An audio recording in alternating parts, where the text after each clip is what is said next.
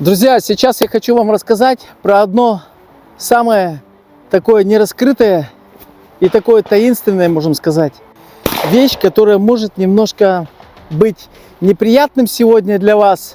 Это тема, когда вы промахиваетесь. Я предполагаю, что сейчас меня смотрит большинство мужчин, ну и женщины, наверное, есть кто смотрит. Но я хотел сказать, что мужчины именно расстраиваются, когда в первое время начинают мазать.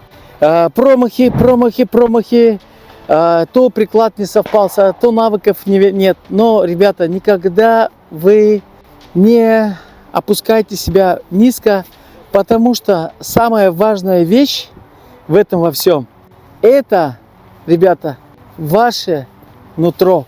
Мужчины сами по себе кто? Добытчики, стратегологи или семьянины, отцы, направляющие, лидеры. И когда вот я занимался боксом раньше, да, кикбоксингом, там, волейболом, плаванием, бегом, даже до сих пор всем этим занимаюсь. И, ребята, ничто вот так вот не обестачивает, как вот стрельба на охоте или же на спорте. Когда ты мажешь. Ты просто по наклонной сразу вот так уходишь, и ты как-то вот, раз промах, два промах, три промах, блин, ну куда ж я стреляю-то, елки-палки, уже пачка ушла, а вообще ничего нет. Даже бывает и такое, ребята, и жалуются, между прочим, ребята.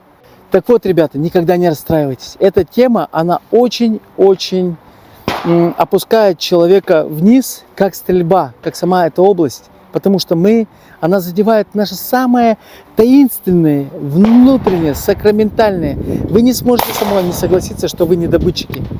Поэтому, друзья, на самом деле я вам хотел сказать, что мужчины, они достигатели или те ребята, которые всегда поставили какую-то в жизни цель и идут к ней, и достигает ее в любом случае. Но когда ты стреляешь в данный момент, да, особенно вот почему мужчины не ходят на стенд? Потому что стыдно. Мне вот тоже было стыдно на самом деле.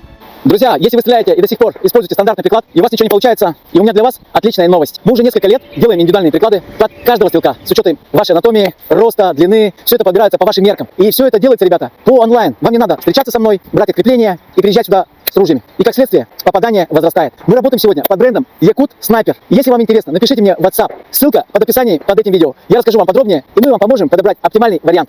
Прийти вот на стенд и стать на номер, вот на эти номера. Представляете, вот на эти номера. И тут я стреляю с мастерами спорта. В самом начале. Они стреляют, все попадают из 20-25. А я охотник со своей эго или с гордыней. Пришел и попадаю только 3. Они смотрят с вопросительными знаками. Кто ты или что-то. Но хотя на самом деле это не было так. Они в основном всегда помогали, ребята. Так вот, ребята, никогда не расстраивайтесь, когда у вас есть какие-то промахи, какие-то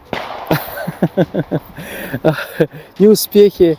Всегда можете в том числе обратиться ко мне. Я могу всегда помочь, настроить вам приклад, посоветовать, какие-то дать навыки. Всегда нужен второй человек.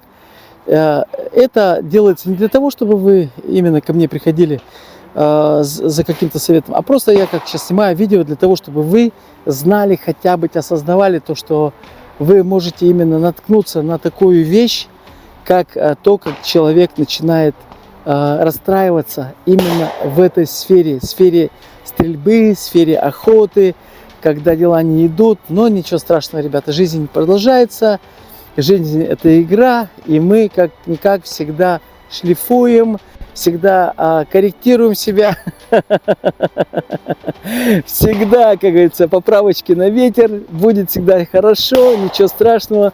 Вон, iPhone обновляется, все, как говорится, улучшается, разрабатывается. Человек тоже это такое существо духовное, что он всегда улучшается, всегда, оттолкнулся от чего-то, а потом опять приходит к этому, оттолкнулся, и с каждым разом становится все лучше и лучше. Поэтому, друзья, я хотел вам сказать, всегда тренируйте себя и никогда не останавливайтесь. Никогда нельзя достигнуть успехов без промахов, Всегда, возможно, могут быть какие-то неуспехи, но они ведут к улучшению. Но осознавайте одно, что стендовая стрельба, она или охота, она очень опускает человека. В частности, вот я как понял, говорю от себя, то что не расстраивайтесь, когда вы будете мазать. Всегда есть завтрашний день и сейчас. Всего доброго, до скорой встречи.